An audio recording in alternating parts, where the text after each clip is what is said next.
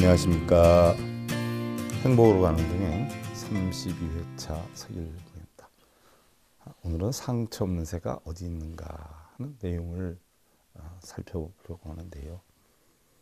그 전에 새벽 편지 내용 가운데 제가 마음에 남아있는 이야기가 있어서 그걸 잠깐 전해드리려고 하는데요. 어머니의 말씀이라는 제목인데요. 결혼한 지 8년, 남편은 회사를 부도내고 도망 중이라 연락이 안 된다. 오늘은 법원 집달관이 다녀갔고 아이들은 창피하다고 학교 못 다니겠다면서 방 안에만 있다. 오늘따라 친정엄마가 생각나 무작정 부산에 친정으로 갔다.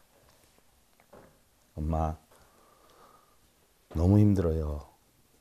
그러자 엄마는 갑자기 부엌으로 나가 냄비 3개에 물을 채우고는 첫 번째 냄비에는 당근을, 두 번째 냄비에는 달걀, 그리고 세 번째 냄비에는 커피를 넣고는 끓이기 시작을 하셨다. 한동안 시간이 지난 후 불을 끄신 엄마는 이 3가지의 것들이 다 역경에 처하게 되었구나. 끓는 물이 바로 그 역경이지. 그렇지만 세 물질은 전부 다르게 반응을 했단다. 당근은 단단하고 강하고 단호했지. 그런데 끓는 물을 만난 후에는 부드러워지고 흐물흐물해지고 약해졌어. 달걀은 너무 연약해서 안에 있는 내용물들을 보호하지는 못했지만 끓는 물을 견뎌내면서 그 안이 아주 단단해졌어.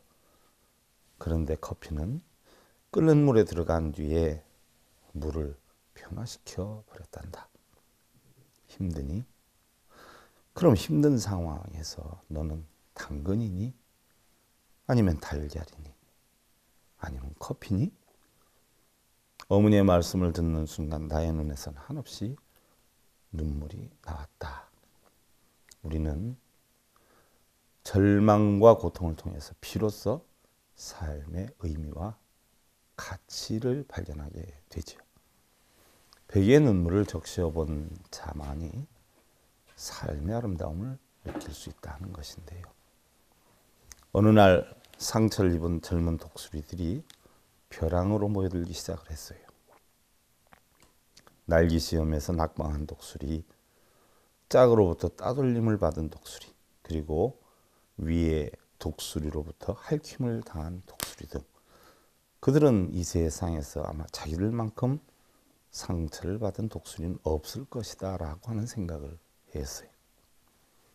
그들은 모두 하나같이 차라리 이렇게 사느니 죽는 것이 낫겠다는 생각에 의견을 모으고 자살을 하려고 하였죠.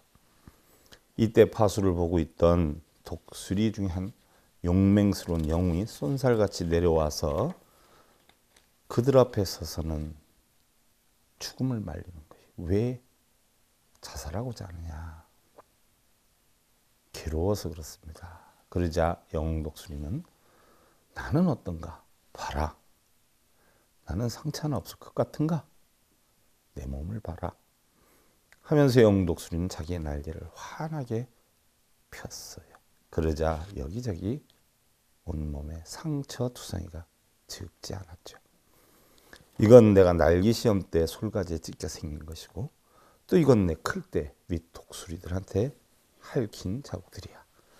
그러나 이것은 겉에 드러난 상처에 불과하지 보이지 않는 마음의 상처는 너무나 많아서 내가 헤아릴 수가 없어.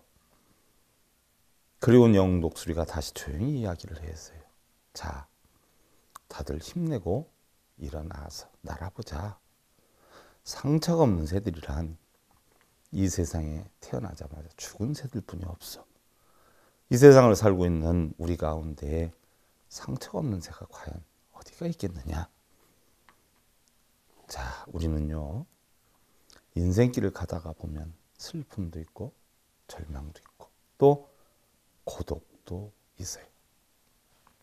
하지만 사람들은 그러한 것들과 만나는 걸 달갑지 않게 생각들을 하지만 우리는 살면서 외면하기가 쉽지 않아요.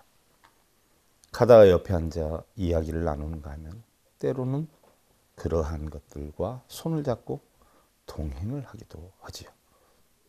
그러면서 우리는 인생이란 결코 아름답고 행복한 것만은 아니다라고 하는 것을 알게 되지요.